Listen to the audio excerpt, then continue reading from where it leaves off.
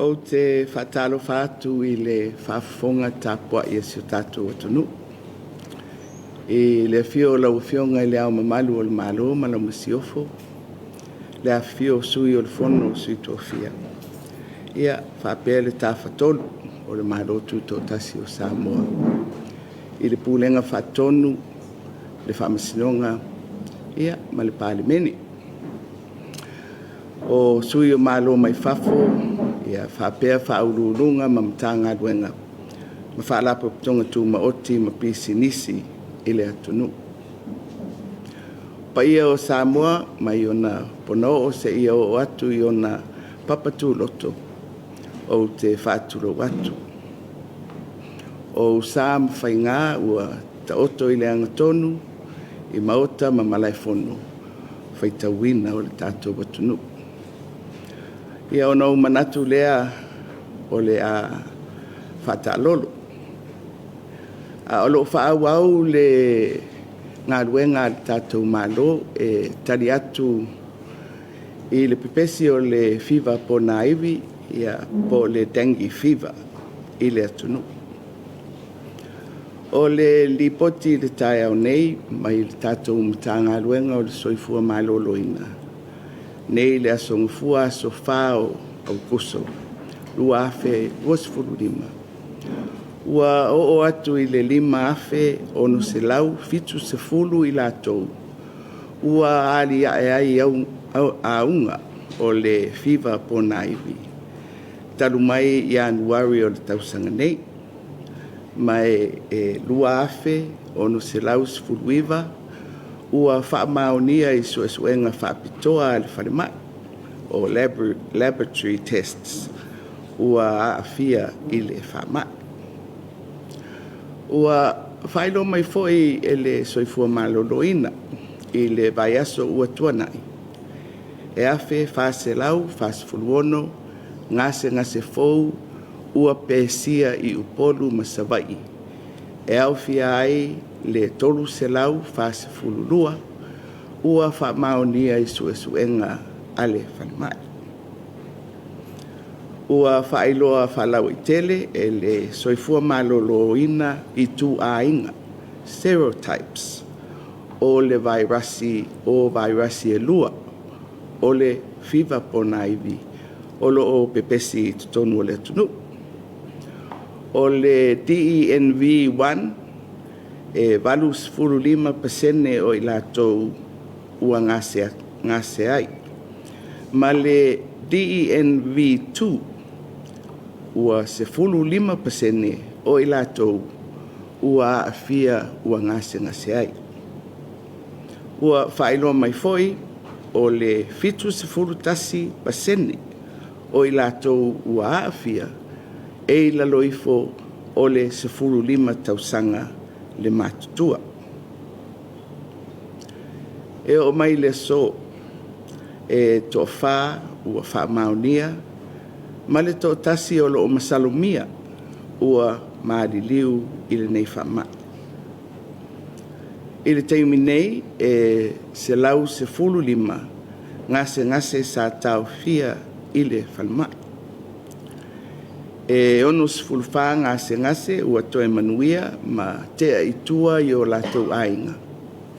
Ai 5 se fulu tasi ngase o lo o tau fia pea.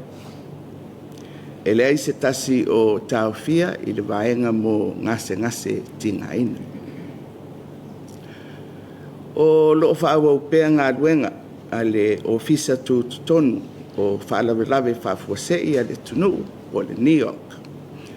O le etau te sirisira mai o lo mātou nonofo atu ma whaururunga o mta ngā duenga o I latou ia o lo te iulu I le ngā duenga. Mai o lo o whaanga solo por kalambe e whaatama I ai no fuanga o tau tuufua ai namu.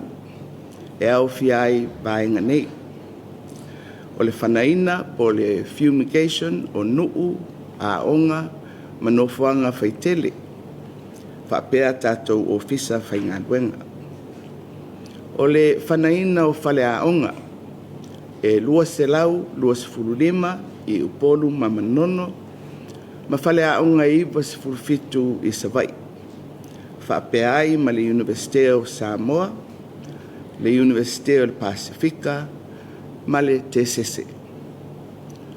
Ua whanaina fo'i le whalemai whaitu malo uma i upolu ma manono ma o loo whaatino ngā luenga mō vaengo le atunuu. Ua mai tauina o loo mawalunga ai i lātou ua fia.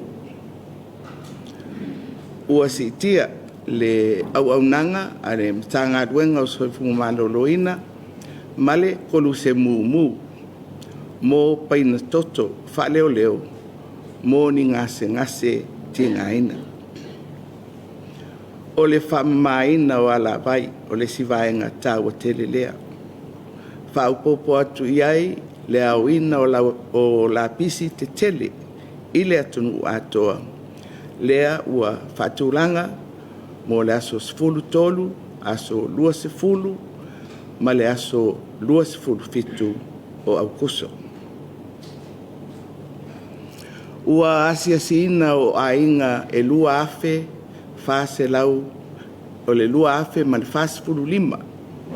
Inu o loo mawalulunga ai le tūlanga lamatia e ala i le polkalame a le ainga manuia, nuu manuia al tātou mtanga luenga o tina matamaitai a tina e o nuu mafioanga. Ia Samoae tātou te momoe ma manu a e saua mala e atia. O le nei walofia i tātou i nei lui tau le soifua maloloina. I le nei fo i vai tau. O te momoli atu. Whamaisenga i ainga ma mātua o whanau ua mariliu i le nei whamai. Tātou te tauwhai i oe whatasi. E le whaingofie mafutanga ma mai ma pele a mātua ma whanau. A e te tea ono le maliu ma le oti. Peitai e maua lo tātou mapusanga i a ao Yesu. O nā o ia tātou te maua mai ei le whamawhana whananga. O lea e whai eia o masui o le tātou malo i o na tawha e fia. E mamoli atuai le whaamaise i le anganga o le atua i a inga ma mātua whaavavau. E tu walalo atu pea le tātou malo. E pei o na taumu whai atu e le soifua malo loina. Ia whaatāua ina o le tū mamālau teli. Ai mai se lava i le sio manga o ainga o nuu mafioanga. Tātou te ngarurue whaatasi e whaamama maota, matua maota. Tau o na tū maupea lo tātou mata alia. Ina ia tafi ese no fuanga e mau ai le namu e ala ia tātou ala vai matulanga o lo tapu e ai ia le vai.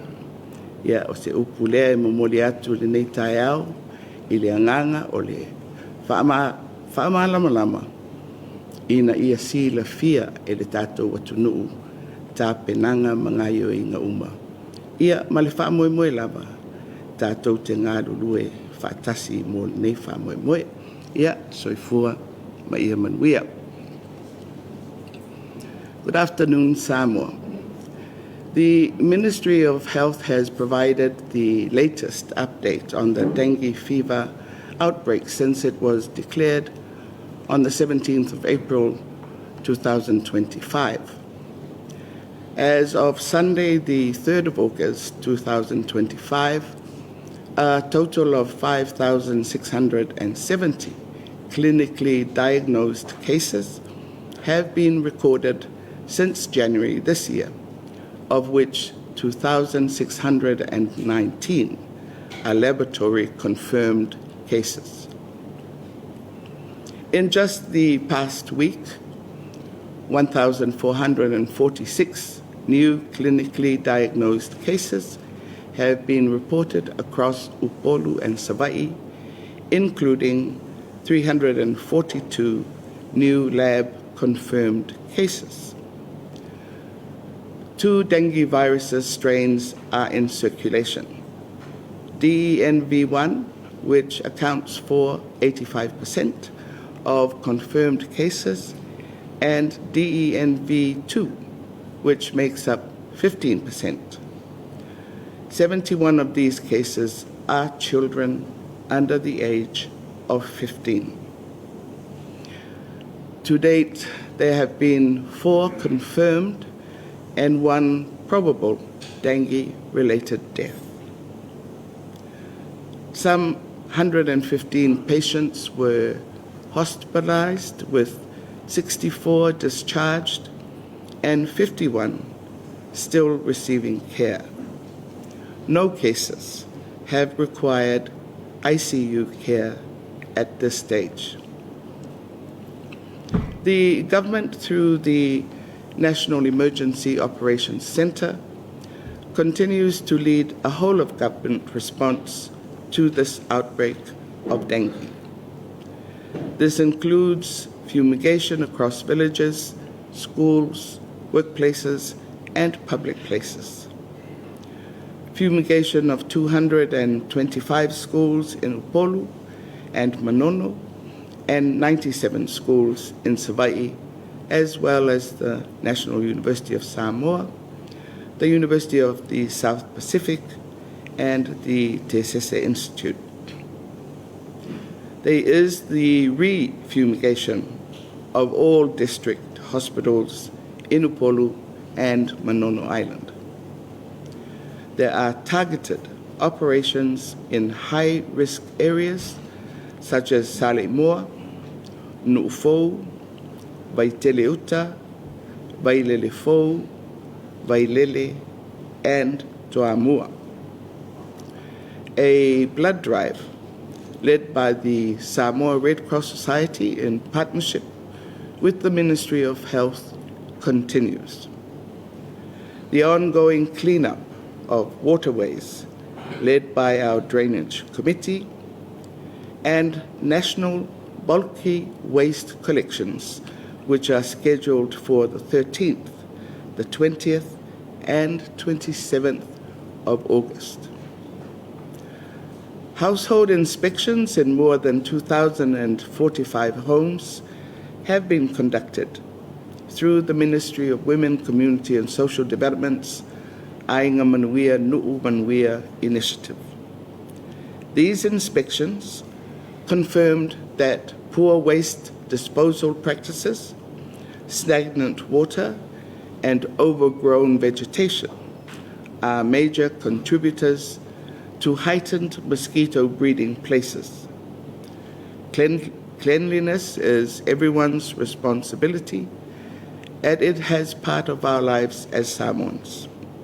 I urge our families, villages, all of us, to take every necessary action to eliminate mosquito breeding sites. At the same time, we should enhance measures to protect our families and loved ones by wearing protective clothing and use mosquito repellents, use mosquito nets, especially for children and the elderly, and to seek immediate medication attention for dengue symptoms and avoid resorting to traditional healing for dengue. On behalf of the government and the people of Samoa, I extend our deepest condolences to the parents and families of the children we have lost. Our children are dear to us, and the loss of a young soul is utterly sorrowful. May the Holy Spirit comfort the parents and families of the children we have lost. We remember you in these sorrowful times and in our prayers. It is important to heed the advice from the Ministry of Health. For parents and guardians, please seek immediate medical assistance if your child develops dengue fever symptoms. Do not wait until it is too late. Early treatment can save lives. Our government remains fully committed to protecting our people through continued prevention control and awareness efforts. We thank you all for working together with us in all our efforts to overcome this outbreak. Let us unite in prayer and in our efforts to protect our families, our loved ones, and our country. Soifua me Emanuia.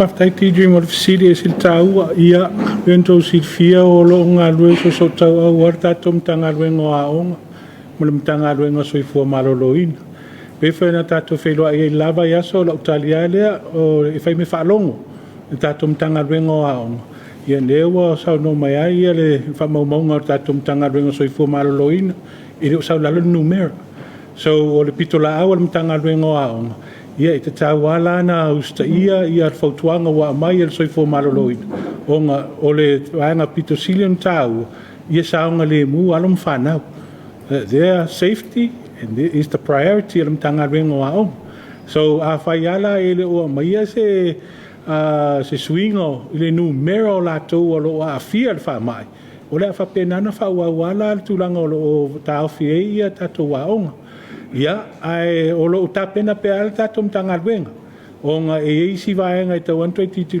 to ai a mos fai tainga onga le wa mata masi na Aukuso se te mo oktopa mata suenga so e se tui titi lo fai la tangalwenga onga pe wa te taula na to e si to a ile mua ile kale na onga lona lua o le tapen penanga mo le suenga ia fa penanto e tapen fai lo atulai I have time of city ditch.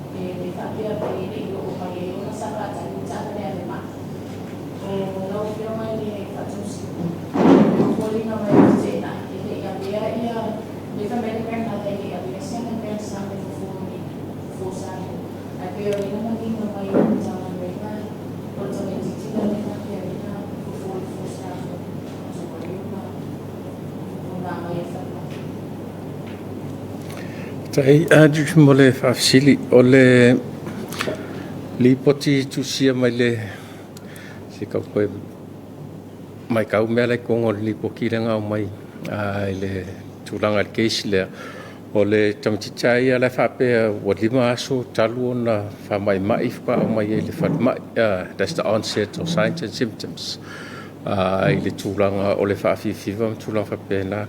E sao e leo iese, tau manatu atu lipote, sao e leo iese me whaapea o lan fo tamatitile. Le tamatitile iwa tau sanga. Lo tau manatu atu lipote, sao e leo iese me whapena i tono le lipote o le keisile tamatitile iwa tau sanga. Ai au mai tono o le whare mai ua o ngai o ngā tū ngā o le wha mai o le whiwa pona iwi. Pe o na latu le tele o whalau i loa, e tolu a vae ngai on tato silafia le lei i le wha mai le o le whiwa pona iwi. O le vae ngā po le face mua, e le kemi le o le whiwa. O le whiwa la lea, it can last up 3 to 4 days. O lu le wha aso le mōlunga o le whiwa. Umala le fiva o kele foi la o ngasi e le fa pe mo lunga kele le fiva me pinga nga fa fiva ko ke a kula fa penga pato le e umalo le yaso ye kolupe fa o le fiva so o la i o le si face ka o le critical face la le o fa mai le fiva po ngai e kele nga se e ko kele whaapea ua ke are whiwar ka mai kiki o laua recover e le ai o e le i fully recover wa le critical phase lea e kele lavanga e mai kauinga e kele anga complaina ka mai ki le mangongi se mea ai pe kinkinga mangava pe kinkinga vai ngore kingum puna papenga pato le pilioka lea o le which can last also another policy fa le limaso e last ai le critical phase le o le kemi le laua makanga drop ia platelets le vaenga fore le o le koko e mwhaionga kaofia le piliki ula whapenga o le pilioka foi le po le phase le e mwhaionga liki le plasma ma whaingofienga unga oa ia kingo ka maiki mpona e maolo u fore le o mi e pe unga o le mea foi ngai fai ke ke fofo le le nga fai fo kwanga fore le kulanga le fofo a wa fai e fofo nga fa nga unga o uma le kingo o ka maiki me se lava I ka maiki vai ngale e uma lola le critical phase le o nga fa o lola I le recovery phase o le recovery phase la le wa makan ko fo I mai le kulanga fo le wa vinga fieingu fia ai tula fa penga but o le si me le critical phase ai o nga makala I makua o le kulanga o le severe dehydration po le lava o le vai de kingo o nga mafua mai o nga o le fever le kele nga lusi ai le kele o le vai I kingo ka mai ki ia whapenga le puai ia maleleingu and one of the things o lo mai kawala vai le kele o ripoki e mai ka kofa le mai se la vai le ku ia le age group le la loifo o le lima lai pe a whea kua ingu a pe la o le si age group le lunga ku le lima ngai lunga pe fa pe mai kawinga e se fa whainkaanga a musuar ka mai ki ke ingu o mukwa le ingu but yet o le kaua I o kulanga le make sure la well hydrated ia ka mai ki kai mile fi vai ia mar fa solo kula le through the 3 phases o le tanki fever ia o tanki fever ia it can last up to 10 to 14 days sfulu fa aso ia whakamwhainga whapea ia ngā ua recover po ua fully recover I le mai ai o le awhangi o le sfulwha aso ia ai pe o le kulanga ngā le au mai I whamaumongo lipoki le ngā mai mosike kamikiki le I wakausanga le ngā lipokia mai le vai aso le nkea le ngā whaafisiringia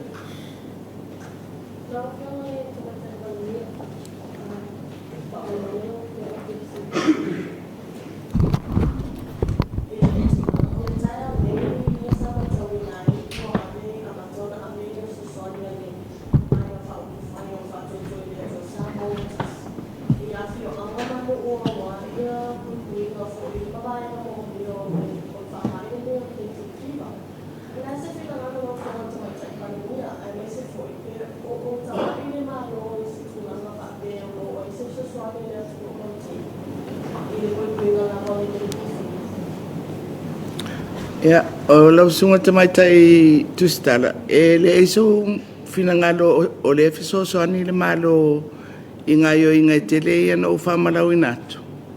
Fiso so ani na. O le whamama, o le whanaina, o le momori atu pea o whiau.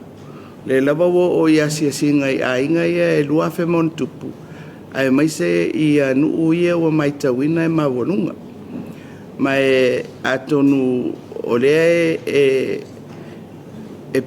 fito i tonu wa sisinga i no fuanga na o lea la e o lo mawai mene o le whamao o la pisi ia pe o mea lana o le o tere mai loa po afso soani na te sauno mai ai e vi eleri a o tere ni tupea le fast o la mea o le atau fia ina ngā ruenga le ai o ngā ruenga le al malo po le alava ia le whamai le vote atu COVID misela ia le o tatou mai le tanki o le tanki fo e le o se mea fo ia tatou o le tanki ai tu mau pea ia tatou ai o te manatu o le tau wha umi le taru mai le amatanga o le tausanga e ti munga pea ia o le se amea tele na o le ua whaatupula ia ai ia le foi le si ilunga o ngase o mawai lea ai fa mono fa utangia le mai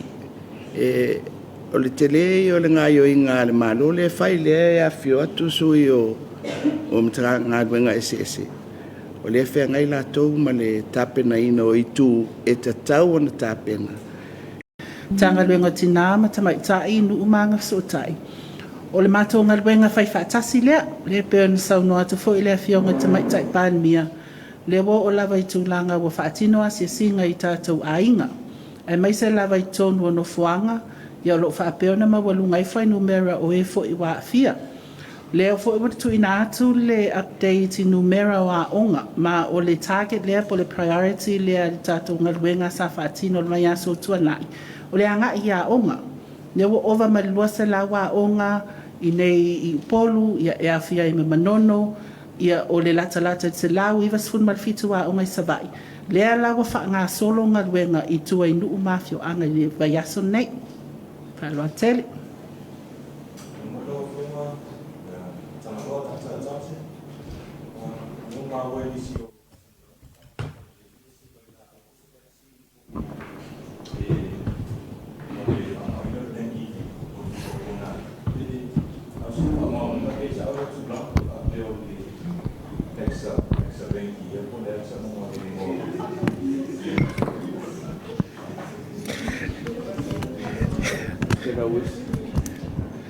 Ia, palo whaftai mo le whafsili le tūranga lea.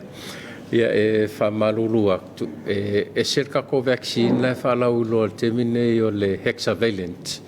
O le hexavalent, o le vaccine le whalau lo te mine to sui ato ai le schedule o whaingotu pui ata maiti. O le replace ai le OPV, IPV ma le hepatitis. So le hexavalent la e ongo ko inga vaccine ai ko le hexavalent o te ka whalau loanga a le fesila ia mo le tanki. Pui, that's the point, not tanki. Yeah, so mo pui a le fesila ia mo le tanki. E sa o ia le pui mo le tanki.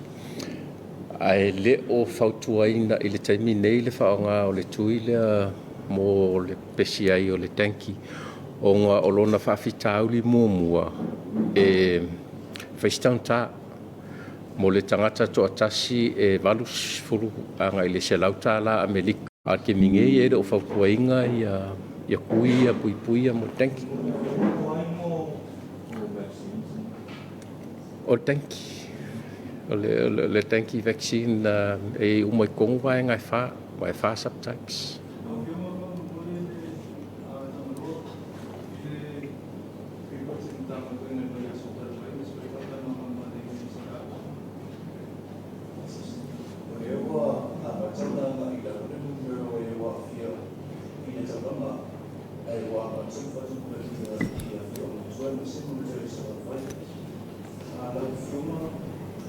ese fofo mai tau na mesela película mai tau ala na o mitaria to so ta na pema ile se fa o fo isi fo ba e tu atu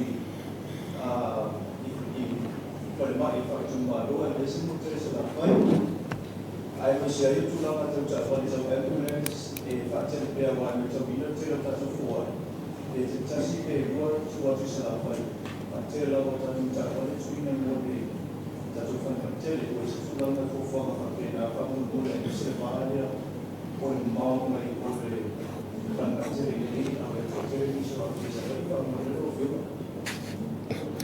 Malo, whaftai mo le whafsili ia a tonu ai wangalo ia ka kou o le kausanga lua fe ma le 2022 lua fe lua le asa tufatuai ambulance si tatu fale mai fai tu malo ia la ile ambulance la lo manu potasi mo ne yanga i polu ia a o savai ia la tofu ma fale mai fai tu malo savai ma ambulance sa taua sa spaitea sa fotu ma falalo la tofu ma ambulance le sa ave ile lua fe ma le lua 2022 le sa tau nu mai le sosani le sa fatu pe le World Bank ia o vai asolentea ia le sa tau nu ai si ambulance fa o ambulance la ie fa le fufua e avele si tasi tua sivi ia ona tolu la io MP tua sivi wa lua la ie terminei ia tu ule si lua nei upolu mo le tato fa mai telem to tua ia fa ai ambulance im to tua ia male tasi lo ave le fa mai i fa le olo ia ole fufuanga ngai kako MP se fa ia na tau uma terminei o le temi fo nei la wai uma fo mai tato fa mai fa tu ma lo i polu ma savai se va ngai fa le olo i lua fo mai le fa le olo ona tiro fo tulanga o le workload la ia i tato fa mai fa tu ma lo o le fa mai tu civil en to fa po tu va solente ai si fo mai to fa i le fa mai tu civil if so soani i le si to fa la ia tu civil terminei ona tulanga o fa tu la ia o tato fa numero i me se lava mo tele sala fai ia ole te tilo lam tanga luenga la ile terminei ole ala venga fatia ia tulanga ole au fainga luenga ma ainga mo mia ia o la fu la val fa so tulanga o ta vale be ona sitingia a wal fatinonga o nanga ia pe se tatu pu atu na male falwa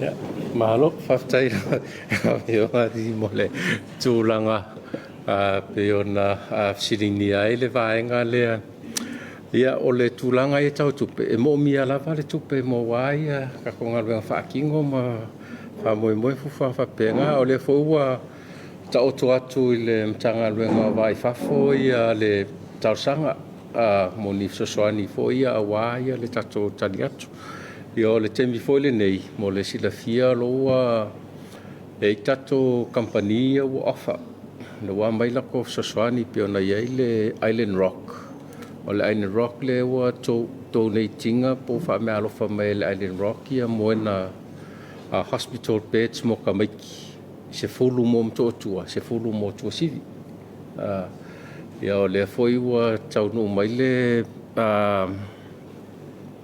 le email mai le official Japani ma le UN ia la foi e whaero mai pe ini me sosoani mai la tō ia a tōnu se i sauno i pesta e se minisi sosoani wo o mai lai ia ai pe o vaenga o mai le ngā luenga ia tūlanga ai or se leni ia e mo mia le se leni e mo war whatinonga kako a ona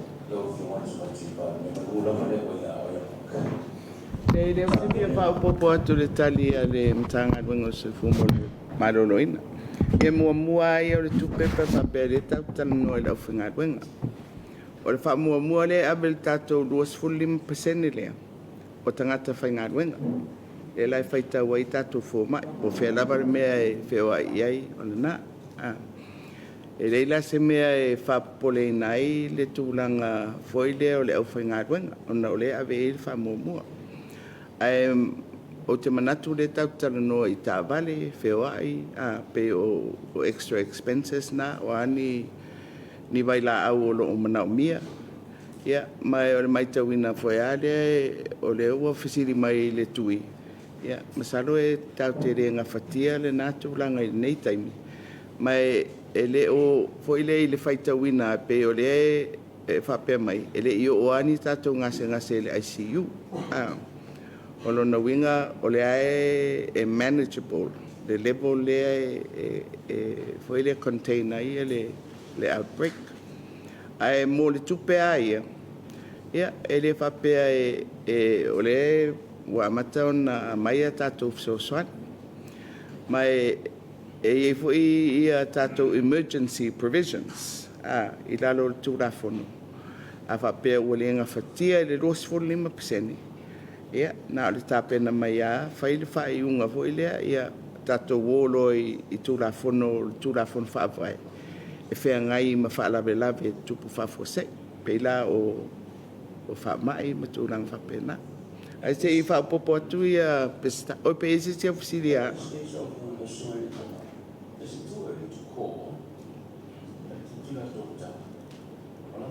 Should have a fair idea in terms of le pic o le PCA o le whamai nge kaimi.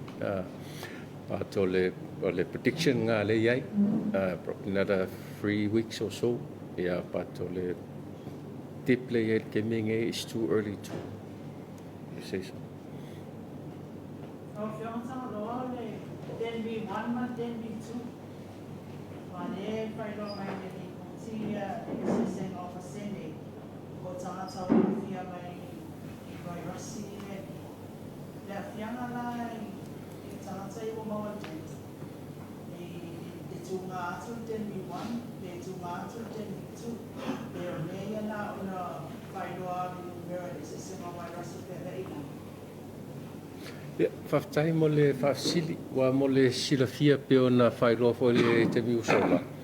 E whai ku ai ngā serotypes o le tanki, Dengue 1, 2, 3, 4, o le dengue virus subtype 1, 2, 3, 4. O Samoa, ma le kele o kungu o Pasifika le iai le ke mingei, pe o Kukuila, Ponga, Solomonga, Cook Islands. O le PPCA, both le Dengue 1 ma le Dengue 2. Ni ka tonia mai sia kungu lai Pasifika a le Dengue 1 o Dengue 2 lai pesi. O vairasi umai e wha e kukusa umai a lako a unga. Kusa fo i lako terms of severity. E mawhai umai vairasi ang whaanga progress e kos le me ka o le dengue hemorrhagic fever. O le onga lea o le dengue fever, you go from dengue fever to dengue hemorrhagic fever, which o le onga o le dengue fever. So all four can cause the issue pa whape e maua oe le Dengue 1 i le vaiaso ngei. Kolu vaiaso e vai e koe maua oe le Dengue 2. O a unga lai ke a awhia i le Dengue 2 o le a i le lua vaiaso ka i rumangai. E whaila singa ki ngai ngā kuro le loa awhia mua. A awhia mua pe kau whio rolo. A koe a awhia longa lua lopo longkolu. Yeah, it becomes worse in terms of signs and symptoms. Kusa lava penga maua o le TV1 I le masinga ngai kolu masinga lumangai e koe maua o the symptoms becomes worse. I le tūlanga nga e vave foi la le kulanga o le afia foi le I o onga kunga or progress to become dengue hemorrhagic fever. I le tūlanga na.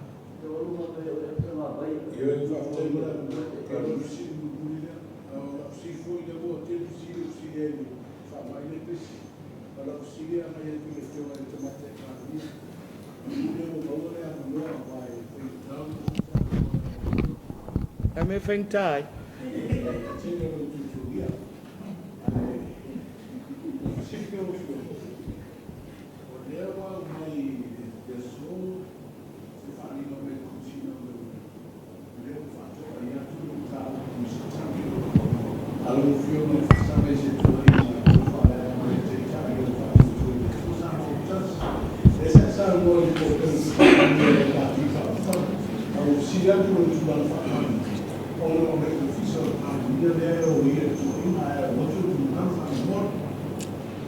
Ia, whapea o le no whāli I le siwai taimi sa whātano mo mua I le mta upu lea. Ia wana tau te sila fia, o le vāna whai fo ia tua inga fo I upenga ta whailangi. Ia o wafianga, pe amata mai le mari o le tamaita I Professor Gabbard. Ia e pe la tamai nei le taita I o le vāinga whaupu whai o le fast. Ia ua toso tuai mau I le whapea ua whaufiufi le mata upu le mariwa le taurele o tu au. Ia, sai e alo manatu a whatanua whalau I te social media tangata lau tere ia o le mea lawa ua tupu. Ai, o le mea ua toi sui eilo mawhawhau. E olo ai le vaenga lea o e taitai le maro. E no manatu rolea, e tau fo ilano tua uia I lo tūlanga o au o le PALEMIA. Ia, foi lea, e tau ona upui le tofi PALEMIA. Ia, o le peo le mafuanga na mai ioe, o avela o whaeloa I leo, o lo whamoe lea, o le fo whatulanga ia lo ia e tau aveina le mataupu. Ia atonu le aso e whatatia alo ia I tai le tatou whamisinonga. Ia, o nā alo ia lo leo si tatou mataupu al whamoe na.